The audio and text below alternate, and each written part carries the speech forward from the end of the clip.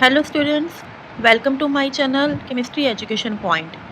Today we will discuss how we can prepare haloalkanes from alkenes. तो हमें सबसे पहले एक अल्कीन कंसीडर करना है। हम अनसिमेट्रिकल अल्कीन कंसीडर करेंगे, ठीक है। तो हमने अनसिमेट्रिकल अल्कीन कंसीडर कर लिया है, जिसमें हम उसमें हाइड्रोजन हैलाइड ऐड करते हैं। जब हम हाइड्रोजन हैलाइड ऐड करते हैं तो हमें ये देखना होता है कि carbon to carbon double bond में हमारे पास यहाँ का जो हैलोजन यानी नेगेटिव पार्ट है वो किस साइड पर जाएगा। जैसा कि आप प्रोडक्ट में देख सकते हो, ये उस साइड पर गया है जहाँ पर लेस नंबर ऑफ हाइड्रोजन है डबल बॉन्डेड कार्बन के साथ। अब आपको ये याद होगा, इसे हम मार्कोनिकॉफ रूल बोलते हैं, जिसमें हमारा नेगेटिव पार्ट उस साइड पर जाता है जहाँ पर कार्बन के पास लेस नंबर ऑफ हाइड्रोजन्स होते हैं और हाइड्रोजन उस पार्ट के पास जाता है कार्बन के जहाँ पर मोर नंबर ऑफ हाइड्रोजन्स होते हैं। यही हमारा मार्कोनिकॉफ रूल होता है। इससे हमारे पास अल्कीन से हैलोअल्कीन्स मिल जाते हैं। अब आपने इसकी सेकेंड एग्जाम्पल भी देख सकते हो। यहाँ पर अल्काइल चेन की जगह मैंने मिथाइल ग्रुप कंसीडर कर लिया है और हमने X की जगह Cl ले लिया है। Cl हमारा नेगेटिव पार्ट है। ये हमारे पास उस कार्बन के पास जाएगा जहाँ पर कार्बन के पास लेस नंबर ऑफ हाइड्रोजन्स हैं। इसे हम मार्कोनिकॉफ रूल बोल देते हैं। इसी तरह से आप नेक्स्ट एग्जाम्पल देख सकते हो। इस एग्जाम्पल में हमारे पास क्या है, आप देख रहे हो हमारे पास एक साइक्लो कंपाउंड है। साइक्लो कंपाउंड में मिथाइल ग्रुप लगा है और हर तरफ H तो होता ही है। इसमें हम जब HBr ऐड करते हैं, अब आपको ये तो पता है कि डबल बॉन्ड रिमूव हो जाता है हमारा, या डबल बॉन्ड हमारा रिड्यूस हो जाता है जब हमारे पास हैलोअल्केन बनता है।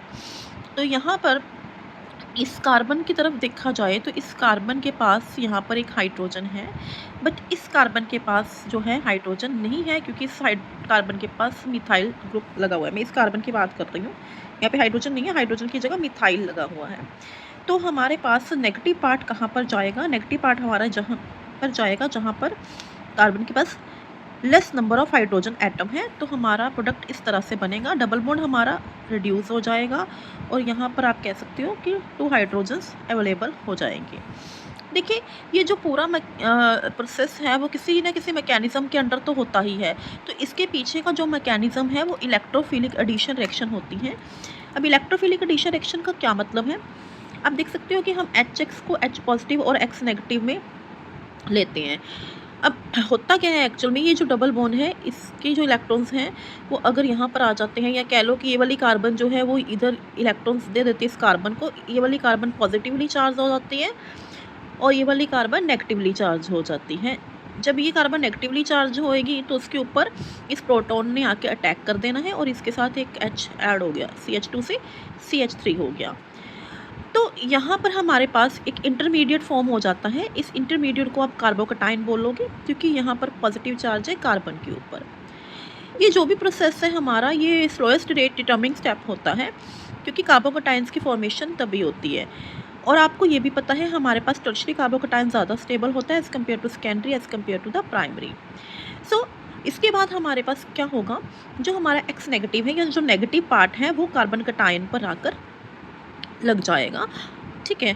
तो ये हमारा प्रोडक्ट बन जाता है। तो ये जो फाइनल हमने प्रोडक्ट का फॉर्मेशन देखना है वो मार्कोनिकॉफ रूल्स के बेसिस पर भी देखना है। साइड बाय साइड हमने इसको मैकेनिज्म के अकॉर्डिंग इलेक्ट्रोफिलिक एडिशन में इंटरमीडिएट के बेसिस पर भी देखना है। अब मैं ऐसा क्यों बोल रही हूँ कि इसको इंटरमीडिएट के बेसिस पर देखना है, क्योंकि हमें ये भी देखना है कि जो हमारा कार्बोकटाइन बन रहा है कौन सा स्टेबल कार्बोकटाइन बन रहा है। एक्चुअल में कभी क्या होता है, यहाँ पर आपका ऐसा केस आ जाता है जिसमें आप नेगेटिव पार्ट को उसके साथ तो ले लेते हो जहाँ पर कार्बन के पास लेस नंबर ऑफ हाइड्रोजन्स होते हैं, बट एक्चुअल में वो हमारा फाइनल प्रोडक्ट नहीं आता। तो वो कैसे डिसाइड होगा? वो मैकेनिज्म के थ्रू डिसाइड होगा। मैं इसकी एक एग्जांपल आपको बताती हूँ, जहाँ पर हम कह सकते हैं कि मार्कोनिकॉफ रूल जो है वो हमारा वैलिड नहीं हो पाता। हम चलते तो मार्कोनिकॉफ रूल के बेसिस पर ही हैं, बट हमें साथ में इस बात को भी ध्यान में रखना चाहिए कि उसके पीछे का मैकेनिज्म क्या है। चलिए मैं आपको एक एग्जांपल बताती हूँ। Here you can see हमारे पास एक ऐसी एग्जांपल है जिसमें हमारे पास यहाँ पर carbon to carbon double bond है, ठीक है। अब आप सोचोगे ये जो Br है वो हमारा यहाँ पर लग जाएगा, क्योंकि यहाँ पर कार्बन के पास लेसर नंबर ऑफ हाइड्रोजन्स हैं, तो यहाँ पर बी आर लगना चाहिए, ठीक है, ठीक है, अकॉर्डिंग टू मार्कोनिकॉव रूल यहाँ पर बी आर लगना चाहिए, चलो हम लगा देते हैं। बट ये मैकेनिज़्म को फॉलो नहीं कर रहा है, तो ये हमारा प्रोडक्ट नहीं है एक्चुअल में। तो फिर हमारा प्रोडक्ट क्या है, वही हम डिस्कस करने जा रहे हैं। तो हमारा प्रोडक्ट होता क्या है, देखो सबसे पहले हमें ये देखना है कि कार्बोकटाइन फॉर्मेशन कैसे हो रही है।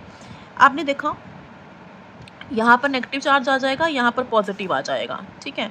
अब इसी एग्जाम्पल को मैं यहाँ पर ले रही हूँ, सेम एग्जाम्पल है। आपने ऐसा देखा होगा कि यहाँ पर कार्बोकटाइन फॉर्मेशन हुई, बट ये जो कार्बोकटाइन फॉर्मेशन हुई है वो सेकेंडरी हुई है। Got it, okay, secondary कार्बोकटाइन form हो गया है।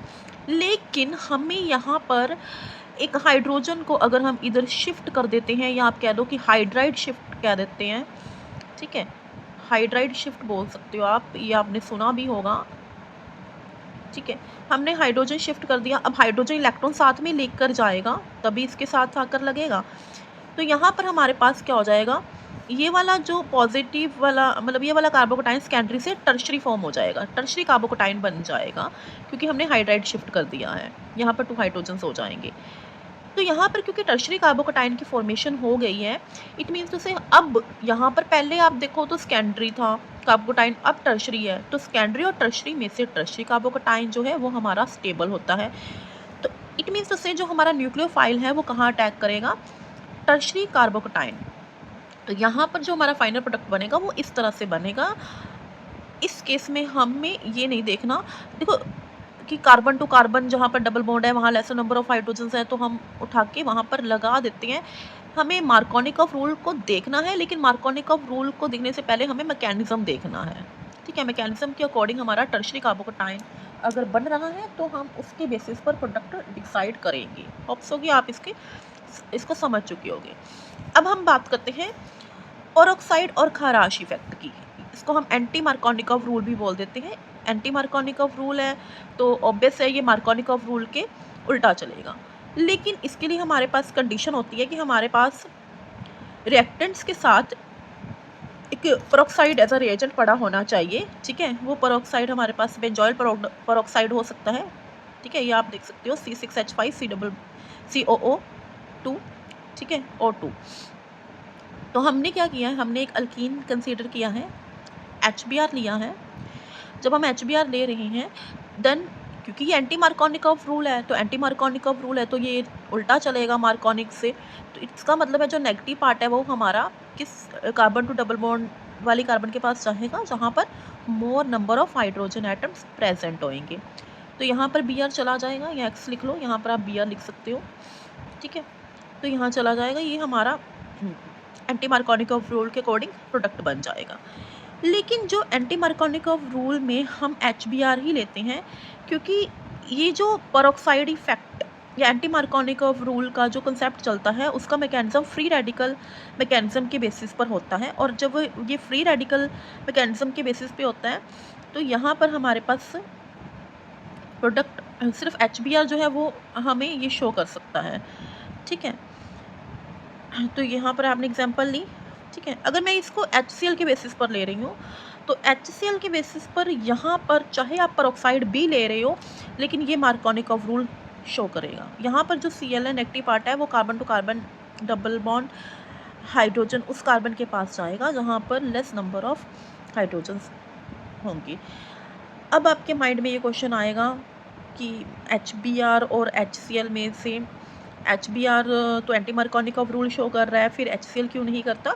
तो मैंने अभी आपको वही रीज़न बताया है, HCl इसलिए नहीं शो करता क्योंकि HCl फ्री रेडिकल मैकेनिज्म के बेसिस पे नहीं डिसोशिएट होता है, ये डिसोशिएट होता है H पॉजिटिव और Cl नेगेटिव के बेसिस पे, यानी यहाँ पर कार्बोकटाइन फॉर्मेशन होती है। लेकिन जब हम HBr लेते हैं तब हमारे पास यहाँ पर फ्री रेडिकल के बेसिस पर जो है वो आयंस या फ्री रेडिकल्स जो हैं वो हमारे बनते हैं। यहाँ पर फ्री रेडिकल्स बनते हैं HBr के केसेस में, HCl के केसेस में हमारे पास आयंस बनते हैं H पॉजिटिव और Cl नेगेटिव। दैट्स वाई ये मार्कोनिकॉफ रूल को फॉलो करता है, जबकि जो HBr है वो हमारा एंटी मार्कोनिकॉफ रूल को फॉलो करता है। ओके, इसके बाद हमारे पास अलाइलिक एडिशन या अलाइलिक सब्स्टिट्यूशन आ जाती है। अलाइलिक सब्स्टिट्यूशन में हमारे पास क्या होता है, हमें ऐसी कार्बन देखनी होती है जो मतलब अलाइली कार्बन देखनी होती है। अलाइली कार्बन होती क्या है, carbon to carbon double bond है, उसके साथ वाली कार्बन को हम अलाइलिक कार्बन बोलते हैं। तो वो जो हमारी कार्बन होती है, अब हमने इसमें रिएजेंट डाला, HX डाल लो, ठीक है। तो यहाँ पर जो हमारा X होएगा वो कहाँ पर जाएगा, वो X हमारा जाएगा अलाइली कार्बन के पास। अब यहाँ पर हमें ये देखना होगा कि ये अब मार्कोनिकॉव रूल के बेसिस पे क्यों नहीं है, क्योंकि according to Markovnikov rules X तो हमारे पास इस वाली कार्बन के पास जाना चाहिए जहाँ पर लेसर नंबर ऑफ हाइड्रोजन्स है। वो बात डिपेंड करेगी रिएजेंट के ऊपर। इसी को हम एलाइलिक सब्स्टिट्यूशन बोलते हैं। तो उसके लिए रिएजेंट के ऊपर कैसे डिपेंड करेगी, देखिए अगर आपका कोई रिएजेंट जो है आपका हैलोजन है, HX है, हैलोजन है, लेकिन एट हाई टेम्परेचर, ठीक है, आप कह रहे हो at high temperature 400 to 500 degree Celsius अगर टेम्परेचर है, ठीक है, मतलब कोई हैलोजन हो सकता है। यहाँ पर आप HX मत लिखिए, यहाँ पर आप कोई हैलोजन लिख लीजिए X2, ठीक है। तो यहाँ पर आप देख सकते हो, हाँ, कोई हैलोजन लिया, उसका हाई टेम्परेचर पर लिया, मैं आपको एग्जांपल बताऊंगी साथ में, या फिर आपने NBS लिया, NBS हमारा होता है एन ब्रोमो सक्सिनामाइड। ये जो एन ब्रोमो सक्सिनामाइड होता है ये भी लाइलिक सब्स्टिट्यूशन शो करता है, ठीक है। SO2Cl2 अगर आपके पास कोई रिएजेंट है तब भी वो अलाइलिक सब्स्टिट्यूशन शो करेगा। तो हम एग्जांपल लेते हैं CH3CH2 डबल बॉन्ड के साथ। अगर मैंने यहाँ पर हैलोजन लिया है, यानी हैलोजनेशन करवा रही हूँ Cl2 eight 450 degree Celsius temperature, या फिर इसके बीच का कोई भी टेम्परेचर ऐसा हो सकता है 400 टू 500 डिग्री सेल्सियस, देन आपके पास जो प्रोडक्ट बनेगा वो अलाइली कार्बन पर जाकर आपका हैलोजन जो है वो लगेगा। यहाँ पर इसी तरह से अगर आप SO2Cl2 ले रहे हो, ठीक है, तब भी यहाँ पर यही प्रोडक्ट बनेगा। अगर ब्रोमिनेशन करवा रहे हो तब Br आपका यहाँ पर आकर लगेगा अलाइली कार्बन के ऊपर, ये आप ध्यान रखना है, दिस इज अलाइलिक कार्बन। अब अगर आप NBS ले रहे हो तो ये ब्रोमोसक्सिनामाइड है, तो यहाँ पर ब्रोमीन आकर लग जाएगा। तो ये हमारा जो प्रोसेस था, ये हमारे था हम किस तरह से हेलो अल्केन्स प्रिपेयर कर सकते हैं from alkanes. Thank you so much, have a nice day.